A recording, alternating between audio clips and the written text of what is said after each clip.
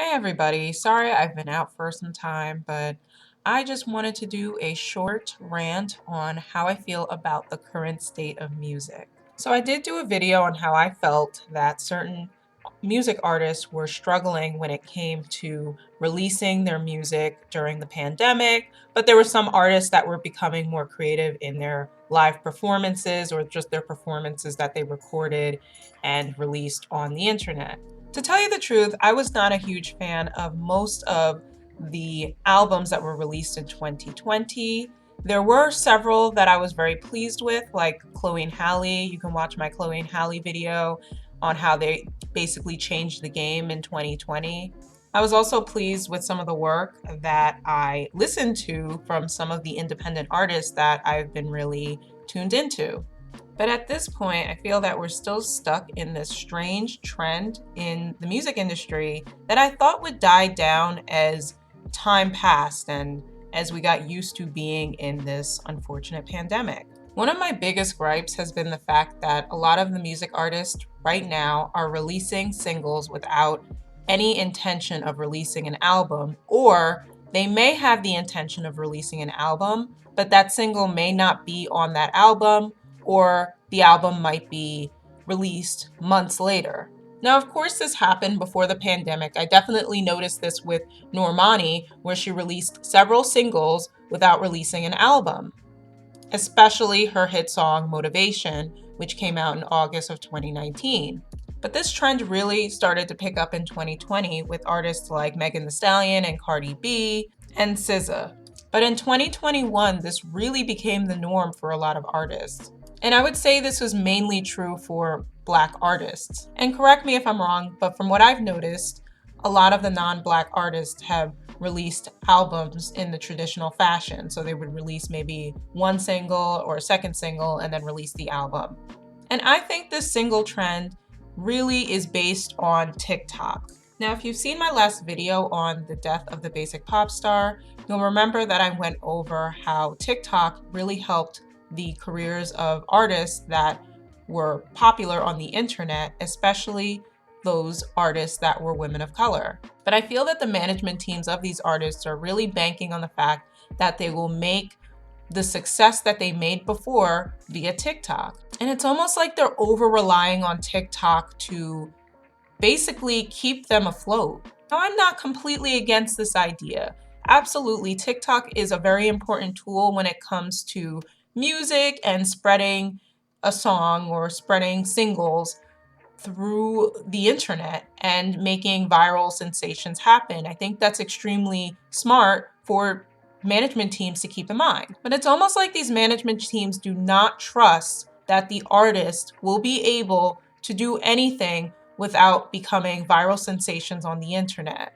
And in my opinion, it's in some ways taking away from the art of the songs that these artists are creating. So instead of the management teams thinking we can make a great song that will go for the next theme of your album, the management teams are thinking, hey, why don't we make this song so that people on TikTok will use it for a dance challenge or for a funny moment that's viral on TikTok. Like, for instance, love this artist, but I feel that Megan Thee Stallion's team thinks that everything she needs to release right now should be a TikTok moment because Savage did so well on the internet. Savage did very well on TikTok. And it seemed like her team felt that Megan Thee Stallion should try to recreate another Savage moment, especially when we discuss some of the hits that were released from her album Good News. Something else that I've noticed is that you can tell some of the songs that are released as singles sound like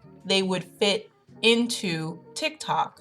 And some of these songs will lack a traditional bridge structure or just a traditional song structure because they are shortened and made to be used for TikTok moments. Something else that I've noticed is that some of these artists are regurgitating some of the styles and the sounds that were from our nostalgia. So you see a lot of things from the 2000s, a lot of things from the 90s.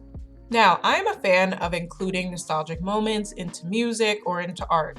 as long as it's being made as the artist's own work. So someone like Dua Lipa including some disco elements into her music, or Lucky Day including disco elements into his music, or same with Doja Cat, disco elements, but still making the art their own. I even thought it was cute when Normani paid homage to Beyonce and some of the artists from the early 2000s in her music video for Motivation. And I think at this point, some of the artists are getting a little too heavy-handed and probably don't know the difference between inspiration and impersonations. It's almost like if it worked then, why can't it work today and on me?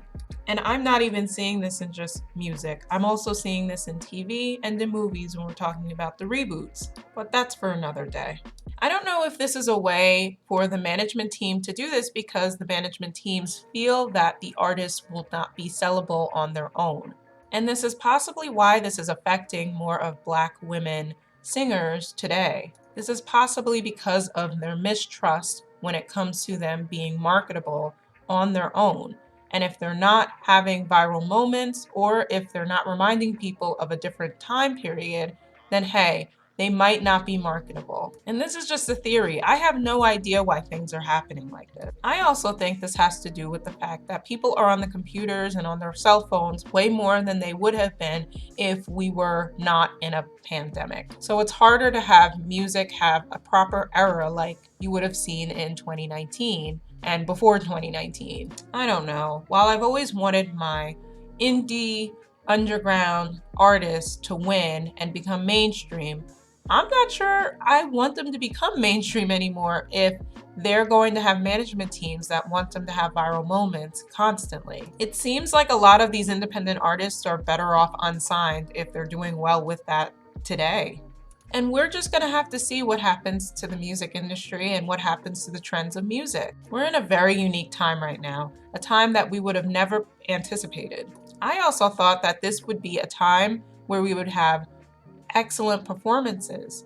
If you remember my video when I discussed the success of Chloe and Halle, I thought that performances were going to become more of this DIY effect and we would be able to see multiple concerts at the comforts of our own homes, and they would be better to watch and more of a sensory experience. Another thing that I wanted to point out is the fact that a lot of people commented on how the 2021 VMA Awards was pretty much a weird award show, or it was lackluster for the most part. And I think a lot of this has to do with the fact that these music channels like MTV and BET are becoming less and less about music. Back in the day, TV was a key component when it came to the music and the listener engaging with the music. So the VMAs used to be essential because we would watch certain artists on TRL or on 106 in Park, and then we would watch performances that they did throughout the years on random shows,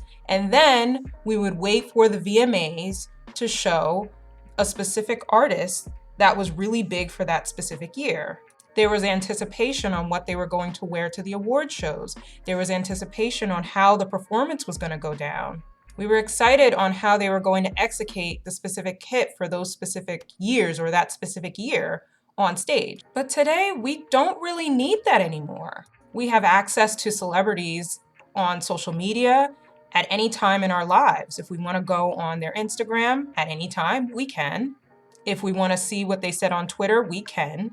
And while there's nothing specifically wrong with this because times have changed and things have changed, it's caused a lack of anticipation for these award shows. And I do feel this reduces the work that goes into performances, or especially the live performances on these big award shows. What I think could happen in the future, and what I would like to see happen, is award shows taking place on streaming stations like Spotify or Apple Music. Heck, even YouTube, which is an extremely huge platform. And I've heard some people say, why can't we go back to the way things used to be, like having TRL again or having 106 in Park again? But we can't because of the way things are today.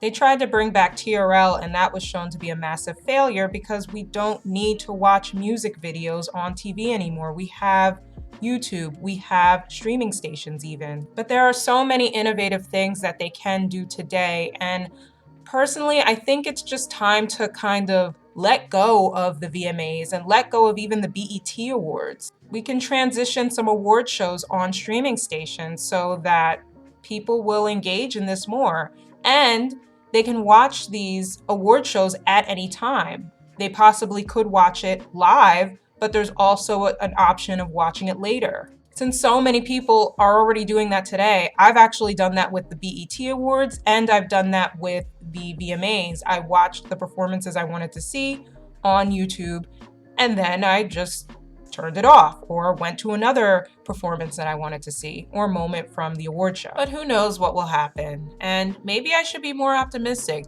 Maybe this is going to all of a sudden do a 360 and things will be in a better spot, and we won't be having songs that are just made for TikTok consumption. I don't know. But please make sure you jot your thoughts down in the comments. And please don't forget to like, share, and subscribe. And also, thank you for watching this video. Talk to you all later. Bye.